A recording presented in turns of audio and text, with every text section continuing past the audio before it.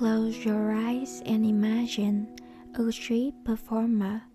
Their talent, their voice is haunting, but their clothes are ragged and their face is average.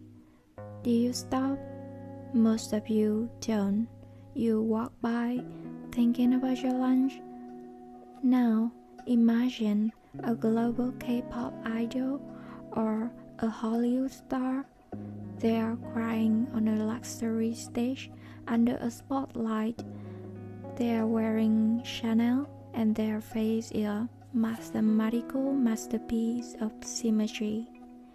Suddenly, their pain is raw, poetic, and heartbreaking. You shed, you chant. Why? Today, we are going to stop lying to ourselves. We are going to talk about why beauty is a filter, why perfection is a threat, and why we only allow people to be human if they are beautiful first. Welcome to the first episode of Mallorie and A Cup of Psychology.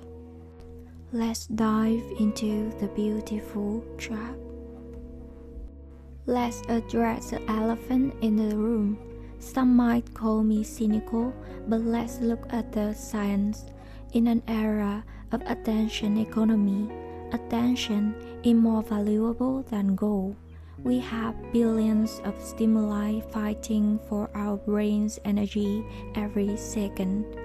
Our brains evolve a shortcut, symmetry. To our ancestors, symmetry meant health, fertility, and good genes. Today, that biological instinct has turned into a social filter. If an idol isn't beautiful, we don't even give them the 3 seconds they need to prove their talent. We demand beauty because we want a return on our emotional investment. Think about it. If anyone could be a star, regardless of looks, fame would be cheap. We want our idol to look like the chosen one. We want them to represent a level of discipline and genetic lottery that we don't have. Beauty isn't just an aesthetic, it's a credential. It's a proof that you have paid the entry fee to be in the spotlight. But once you are in, you get a special pass called pretty privilege. This is where it gets dark. We say we love authenticity and flaws, but do we really? Or do we only love flaws that are aesthetic? Take Lana Del Rey as a case study. When she first arrived, she was the queen of melancholy. She sang about toxic relationship, sadness, and being born to die. Because she was breathtakingly beautiful, the world romanticized. Her sadness became a mood, a vibe, a vintage aesthetic. We gave her the space to be messy because her face was a masterpiece. Now, contrast that. Imagine a middle-aged, average-looking woman singing the exact same lyrics about toxic dependency. The public wouldn't call it art, they call it concerning. They suggest therapy, not a Grammy. This is a Kintsugi Paradox. In Japanese art, you fix a broken gold vase with gold lacquer, and it becomes more beautiful. But if you have a cracked plastic cup, you throw it away. Pretty privilege means that if you are beautiful, your cracks are character. If you are not, your cracks are just trash. Our empathy is biased by the golden ratio. But what happens if you are too perfect? If you are a 10 out of 10 in every category, paradoxically, the public starts to hate you. Welcome to the tall poppy syndrome.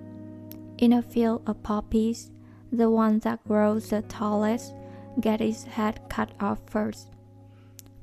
Why? Because perfection is a psychological threat.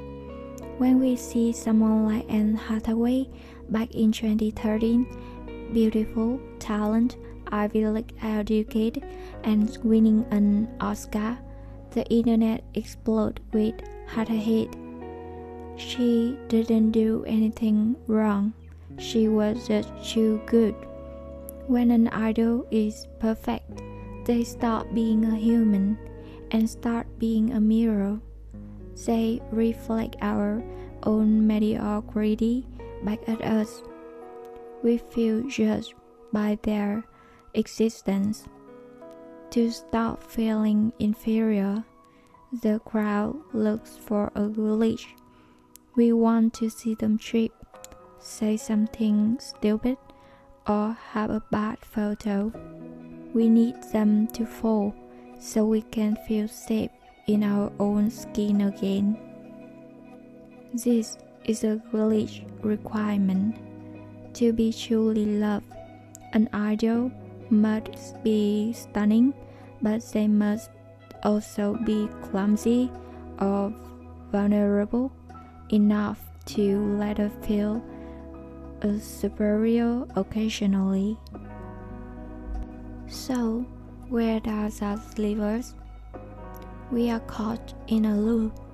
We demand idols to be perfect so we can escape reality, but we hate them for being perfect because it reminds us of our own reality.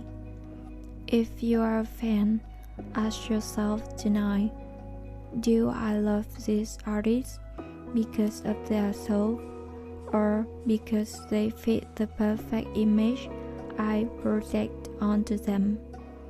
And if you are an artist listening to this, are you trying to be a 10, or are you brave enough to be an 8 with a visible crack? The most immortal icons are not the one who was perfect.